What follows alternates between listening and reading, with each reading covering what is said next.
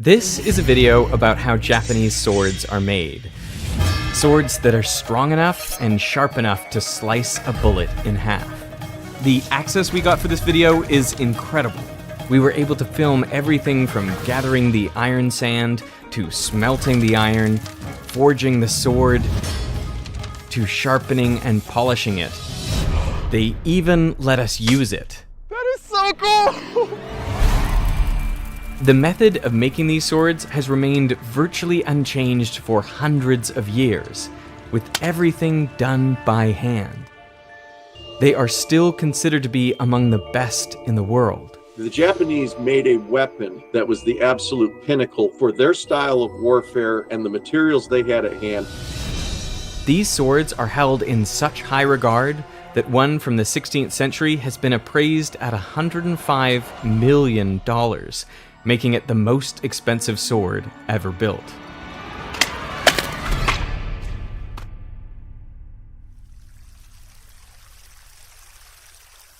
In the Shimane province of Japan, there is a smelter that is lit for only one night each year, where steel is made in the same way it was 1,300 years ago. It's known as the Tatara method, and only steel made in this way ends up in the very best Japanese swords. And we were invited to come film it. Just after 9 a.m., the ceremonial prayers are said and the fire is lit by a Shinto priest. Everyone that will be working the smelter will be here for at least the next 24 hours. That includes Veritasium producer Peter. I'm committed. We're gonna do this. It's gonna be fun. Sword making in Japan goes back about 3,000 years, but in those days swords were made out of bronze. We're not sure how people first learned to smelt metal, but it was likely related to pottery. In that you were using these rocky ores to make glazes and such for pottery under very controlled atmospheres. And then maybe the potters found metallic beads in the bottom of the furnaces that they were firing at. This possibly gave them the idea. Bronze was discovered before steel because it's an alloy of copper and usually tin, both metals with low enough melting points that they can be smelted in regular pottery kilns.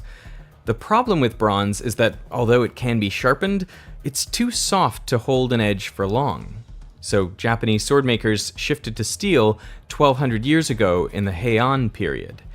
This is what most people would recognize as a Japanese sword. It's made of steel with a curved blade. Steel is an alloy of iron, the fourth most common element in Earth's crust. The oceans of the world used to be rich with dissolved iron. But 2.5 billion years ago, cyanobacteria started photosynthesizing and creating oxygen. The iron reacted with that oxygen, precipitating out of solution to be deposited at the bottom of the ocean. Incidentally, the cyanobacteria were poisoned by the oxygen that they themselves produced, so it's thought that when levels got high enough, they died off. And as a result, oxygen levels dropped and iron no longer precipitated out of solution. Then the cyanobacteria could multiply again and the cycle repeated. That's why most of the world's iron is found in layers of sedimentary rock called banded iron formations. Each layer of iron was formed during a global flourishing of cyanobacteria that infused the ocean with oxygen. The majority of the global iron supply comes from these banded iron formations because of their high concentration of iron, up to around 60% iron oxide by weight.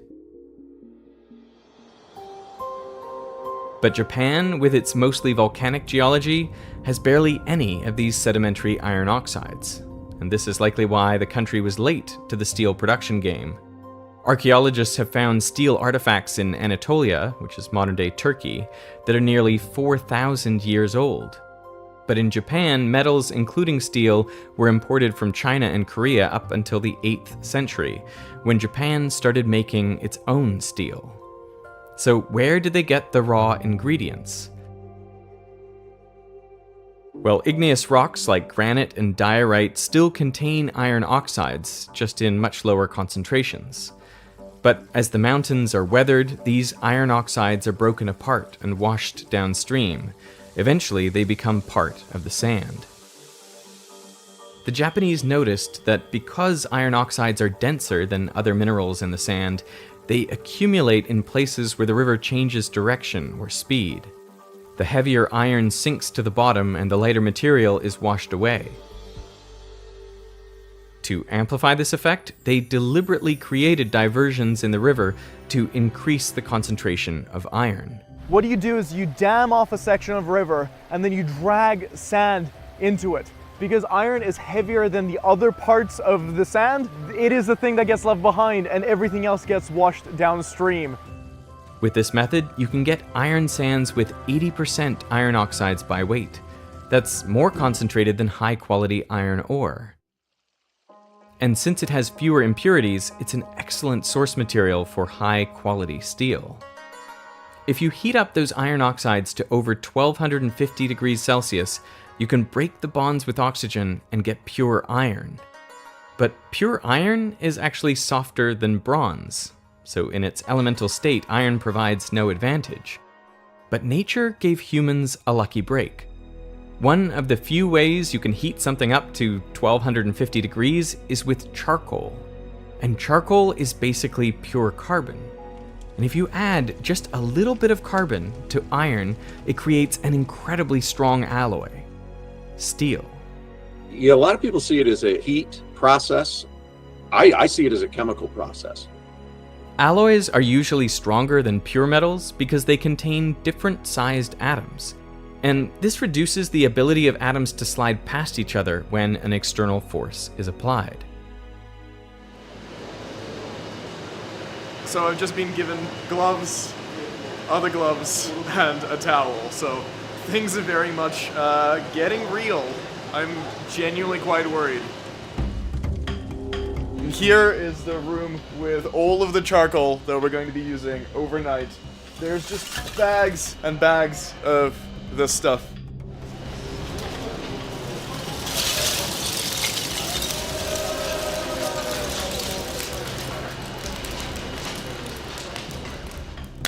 There's a Buddha saying, before enlightenment, chop wood, carry water. After enlightenment, chop wood, carry water. I'm here? Okay. So we're lining up on the four corners, I guess?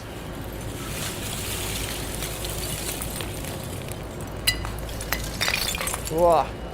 Oh boy, didn't do a great job of that. So the rain is coming, so we're quickly getting all of the charcoal out and then measuring it. So each bag of these is 10 kilos. Okay. So with the iron sand, it is mixed together with water, because if you don't mix it with water and you put it on the flame, it just flies straight up. But if you mix it with too much water, then there is water that's going to heat up, it's going to become water vapor, and the whole kiln could explode. Terrifyingly enough, they do this by feel. They mix in enough water until the iron sand is clumpy, but again, if it's too much, the whole thing could explode.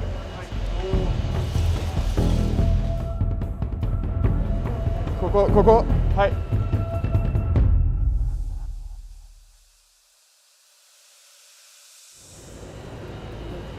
Okay, put some iron in. It is just past 4 in the afternoon, and over the last couple of hours we have added 250 kilograms of charcoal and nearly 60 kilograms of iron sand. So yeah, it's a slow process, but I think we're starting to get somewhere. I have no idea, because obviously the thing is hidden, but it should be growing. To achieve the high temperatures required to make steel, you need a strong, steady supply of oxygen. For hundreds of years, this was provided by huge foot-operated bellows. It would have taken an around-the-clock, full-body effort by many men to maintain the furnace's temperature. When I came here, I was a little bit sad that the bellows were electric. I really wanted to, have this proper experience, have this proper workout of stepping on these bellows for 24 hours. The temperature inside the smelter gets up to 1500 degrees Celsius, just below the melting point of iron, which is 1538 Celsius. So the iron being smelted isn't liquid, but it's soft and malleable enough to clump together into a big block of iron. No matter how high quality the iron sand is, there will always be some impurities, like sulfur, phosphorus, and silicon oxides. They combine with carbon from the charcoal and melt at a lower temperature than iron, so they become liquid and flow to the bottom. This is known as slag. After many more hours of adding charcoal and iron sand, it is time for the first removal of the slag. Before the first removal of slag, another prayer is said. Oh, that's insane.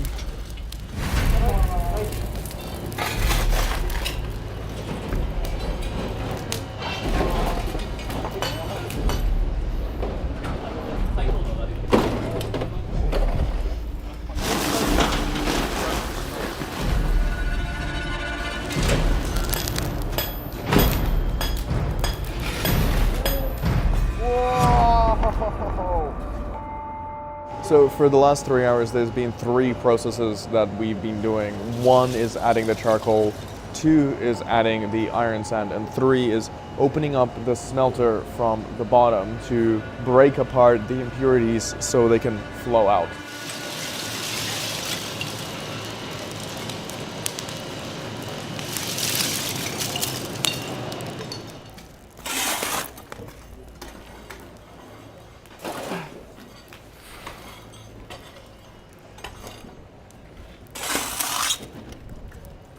Just want you guys to know that it's 3:16 in the morning and I'm still here and I'm really sleepy.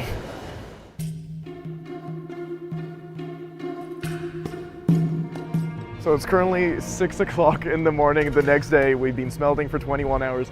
I'm exhausted, but the sun is about to come out and it's been pretty amazing. I gotta be honest. We gotta close these doors really quick before they get mad at me.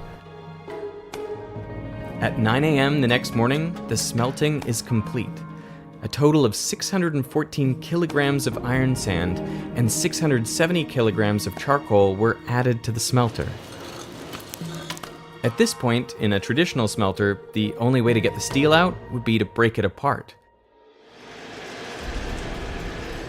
These days, a crane is used to take the smelter apart. Oh, wow, okay. Oh! And what is left to show for all that hard work is a 100 kilogram block of steel, iron, and slag. Only around a third of this block is high enough quality to be used in sword making. Oh, that's insane. That's so cool. The result for all the hard work. This is step 1 of making a Japanese sword. The steel is sorted by quality and carbon content, which is also done by eye. In fact, this is one of the exams you need to pass to be certified as a swordsmith. Then the different grades of steel are sent out to one of 300 swordsmiths around the country. Only 30 do it as their full-time job. And one of them is Akihira Kokaji, who we went to visit next. This is when the forging of the sword begins. In a coal oven with hand-pumped bellows, the steel is heated until it is soft and malleable. Then, using hammers, the master swordsmith flattens out the steel. In the old days, this would have been done by the swordsmith and 3 apprentices. The swordsmith using a smaller hammer would set the rhythm, and the apprentices would use big mallets to flatten the steel.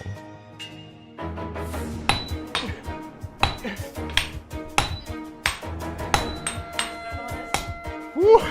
That was terrifying. These days, electric hammers are used.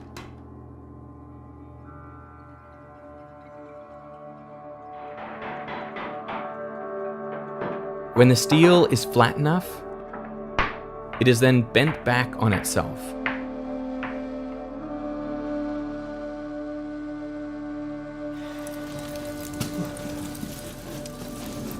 And it is then hammered again to press the steel back together into a solid block.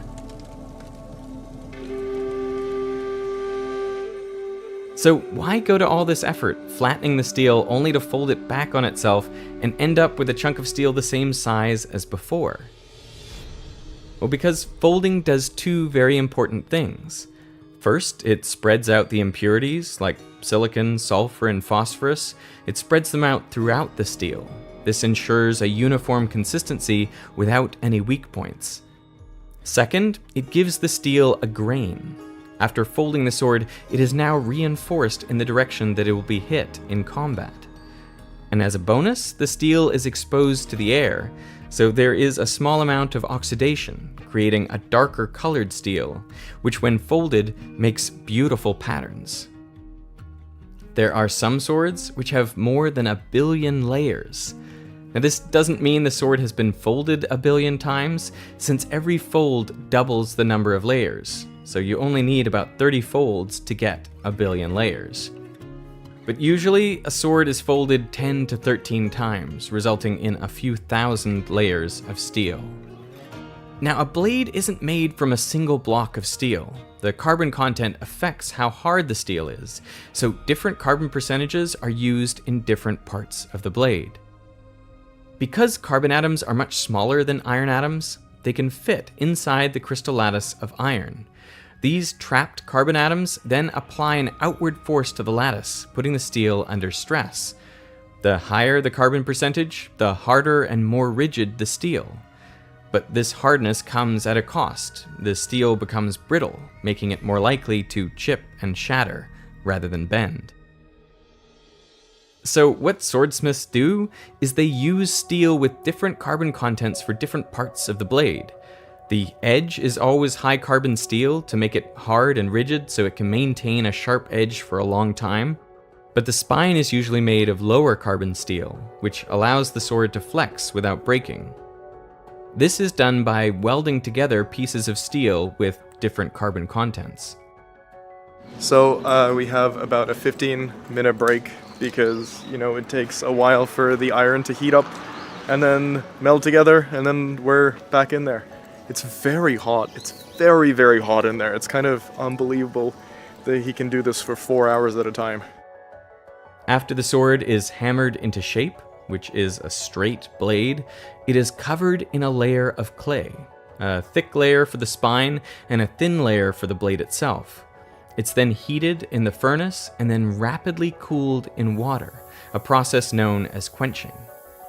Now, because the layers of clay have different thicknesses, the rate of cooling is faster for the edge than the spine. When the steel is heated, carbon enters the iron lattice, and since the spine of the sword is covered in thick clay, it will cool slowly, giving time for the carbon atoms to leave the iron matrix. This will lead to a very low carbon steel called ferrite, but the carbon atoms which have left the matrix will be caught by other iron atoms and create a type of steel known as cementite.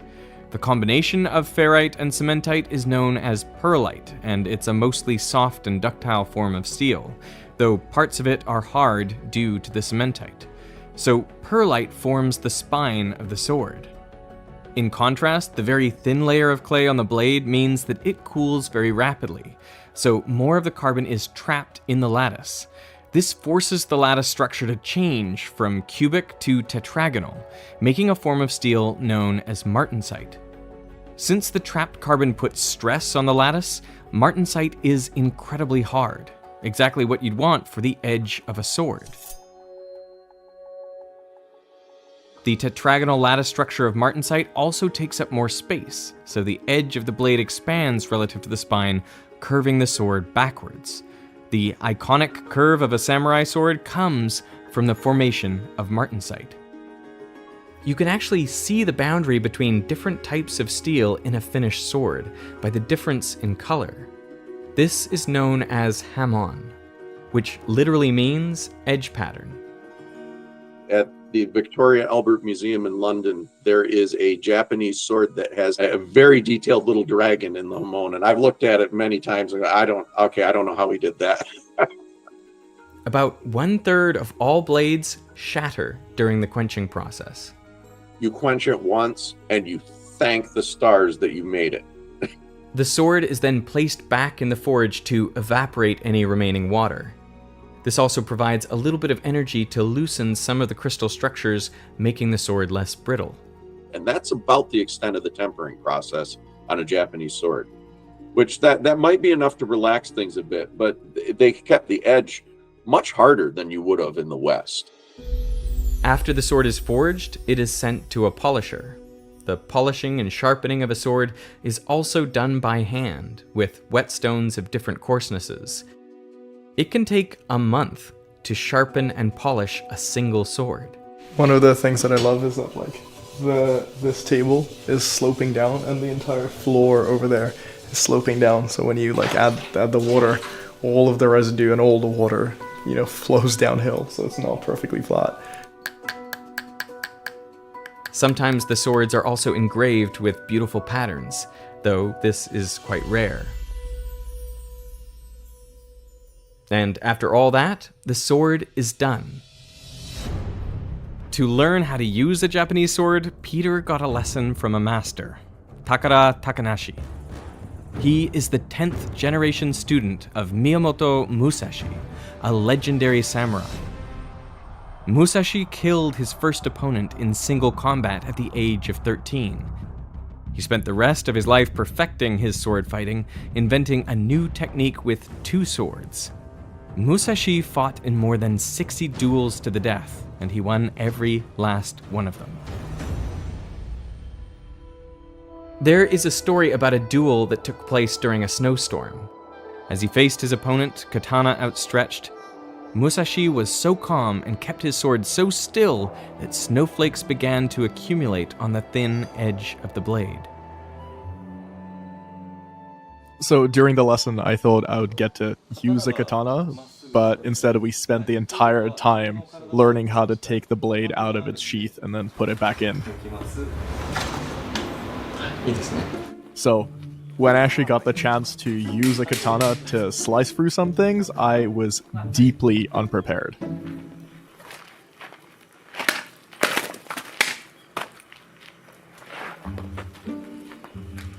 Well, looks like it's your turn. I'm so scared.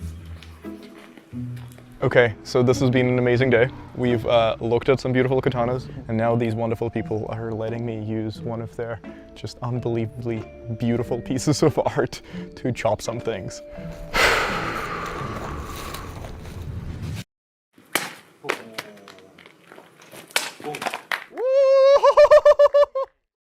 This is kind of the best day ever. There really is something remarkable about Japanese swords. The amount of care, attention, and expertise that each step requires, from the gathering and refining of the iron sand, to the smelting, to the forging and sharpening a sword, each step takes so much time and skill.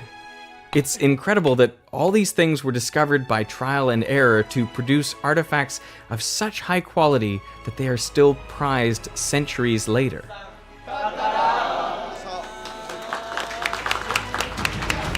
Before I made this video, I didn't really appreciate that swords can be art. To me, it's a good reminder that whatever you do, you should do it with deep care, attention to detail, and love for the craft. Do that enough times, and you might just make something beautiful.